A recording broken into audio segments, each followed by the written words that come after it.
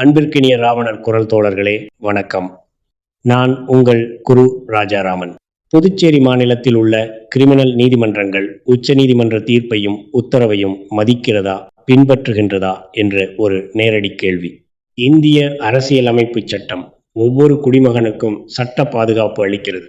ஆனால் அந்த சட்டத்தின் காவலர்களாக இருக்கும் நீதிமன்றங்களே உச்ச நீதிமன்றத்தின் தீர்ப்பை மதிக்கவில்லை என்றால் சாமானிய மக்களின் நிலை என்ன என்று புதுச்சேரி மாநில நீதிமன்றங்களில் நடக்கும் மிக முக்கியமான சட்ட மீறல்களை குரு ராஜாராமன் ஆகிய நான் உங்கள் முன் வைக்கின்றேன்.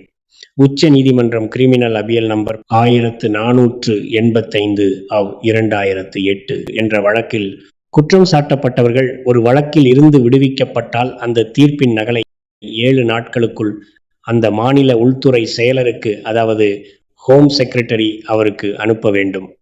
இது எதற்காக என்று தெரியுமா?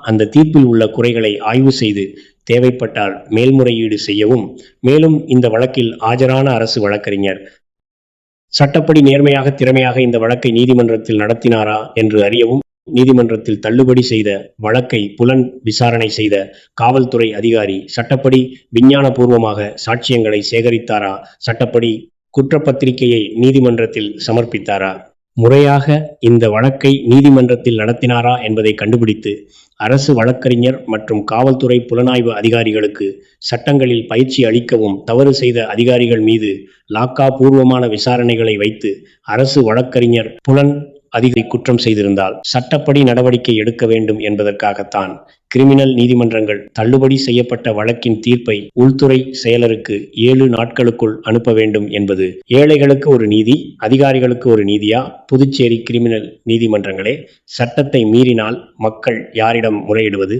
இனிமேலாவது புதுச்சேரி நீதிமன்றங்கள் உச்ச நீதிமன்ற தீர்ப்பையும் அரசியல் சட்டத்தையும் மதிக்குமா? மதிக்க வேண்டும்.